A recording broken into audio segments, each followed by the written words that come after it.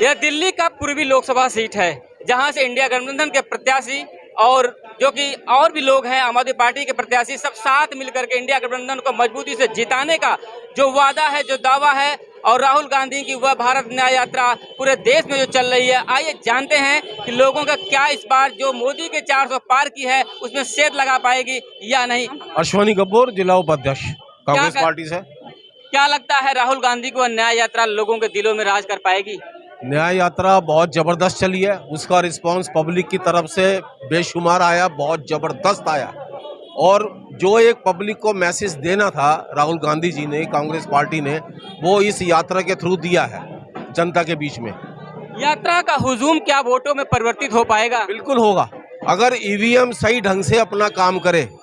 मोदी सरकार अगर ईवीएम के साथ छेड़छाड़ ना करे, अगर बैलेट पेपर से चुनाव हो जाए तो दूध का दूध और पानी का पानी हो जाएगा। इंडिया गठबंधन का जो वोट बैंक है वो 67% है। ईवीएम का जो धांधली एक बात करें, ईवीएम को अगर ईवीएम में पारदर्शिता बढ़ती जाए तो इससे खर्चा तो कम होगा। नहीं, खर्चा तो कम होगा। पूरे दुनिया के अंदर 205 मुल्क है, सिर्फ 19 कंट्री ऐसी हैं कि जो ईवीएम का इस्तेमाल करती हैं, जिसमें हमारा हिंदुस्तान भी है। अगर आम पब्लिक, सारा विपक्ष, सब लोग पार्टियां कह रही हैं कि आप बैलेट पेपर से चुनाव कराओ, तो मोदी जी को करवा देना चाहिए। अगर मोदी जी कहते हैं या उनकी पार्टी कहती है कि मोदी जी का डंका बज रहा है, अगर डंका बज रहा है, चलो हम भी मान ले डंका बज रहा है, मान गए आप? नहीं, हम मानते चलो डंका बज रहा है, आप बैलेट पेपर से चुनाव करा लो। 205 देशों की बात, आपने 205 देशों की बात की जहां पर जहां ईवीएम से चुनाव हुआ, तो 205 बैलेट पेपर से होता है, बैलेट पेपर से हुआ, और सम देशों में जो कि ईवीएम से हो रहा है। हाँ। क्या उन देशों के लोग हंगामा नहीं करते जितना भारत में हंगामा हो रहा है? भारत में सर इसलिए हंगामा हो रहा है कि अभी जो पीछे 4 स्टेट में चुनाव हुए, अगर तेलंगाना को छोड़ दे, मध्य प्रदेश, राजस्थान, छत्तीसगढ़ के अंदर, उसमें जो है कांग्रेस की सरकार बननी थी। अब लोग बात कहते हैं ईवीएम हैक नहीं हो सकती। जब चांद के ऊपर जो है रॉकेट गया है, वहां बैठे बैठे उसको हैक किया जा सकता है, ऑपरेट किया जा सकता है, तो ईवीएम क्या है, उसमें चिपी तो है। जैसा कि आप महिला, आपका क्या जो राय है, क्या कहेंगी आप, इंडिया गठबंधन मजबूत हो पाएगा या नहीं? इंडिया गठबंधन बहुत मजबूत होगा, क्योंकि मोदी जी जो अंदर से तो बहुत घबराए हुए हैं।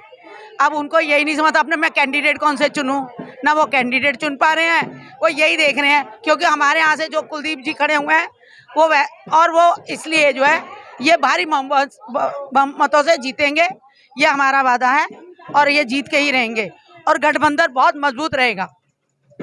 जैसा कि आपने देखा कि राम मंदिर का जब उद्घाटन हो रहा था, एक तरफा राजनीति, 400 ही नहीं उससे ज्यादा लोगों को उम्मीद थी, हर घर में मोदी की नारे लग रहे थे, तो क्या लगता है वो कुछ कम हुआ है? नहीं, राम मंदिर एक अलग मुद्दा है, वो एक आस्था का विषय है, लेकिन बीजेपी वालों ने उसको आस्था का विषय न बना के उसको जो है पॉलिटिकल राजनीतिक विषय बना दिया, जो कि उनकी राजनीतिक धूर्तता कहेंगे कि जो हमारे समाज में जो आस्था का विषय है, जो कि हर वर्ग के लिए, चाहे वो किसी जात विशेष का हो, अगर कोई मस्जिद जाता है तो वो जो है एक अलग जाति मुस्लिम के लिए पूज्य है, अगर कोई मंदिर जाता है तो हिंदुओं के लिए पूज्य है। वो एक आस्था का विषय है, वो हर वर्ग अपने हिसाब से करता है, लेकिन इनकी राजनीतिक धूर्तता की वजह से ये सारा काम हो रहा है। और यही शुरू से इनका ध्रुवीकरण रहा है कि जो है इस राजनीतिक चीज़ को, और ये ना तो महंगाई पे बात करते हैं, ना बेरोजगारी पे बात करते हैं, ना किसी अन्य विषय पे जो हमारे देश की मूलभूत सुविधाएं हैं उस पर बात नहीं करते हैं। एक पब्लिक को सेंटीमेंट उस पे जाके जो है ये करते हैं। देश का असल मुद्दा जो कि महंगाई, बेरोजगारी है, इस पर जो कि चुनाव नहीं लड़ करके इस समय देश में जो कि धर्म के नाम पे वोट चुनाव की राजनीति की जा रही है। अब देखना यह होगा कि क्या धर्म हावी होता है या बेरोजगारी, महंगाई जैसा मुद्दा हावी होता है। देखते रहे भारत में 24 राजेश यादव के साथ। जय हिंद, जय भारत।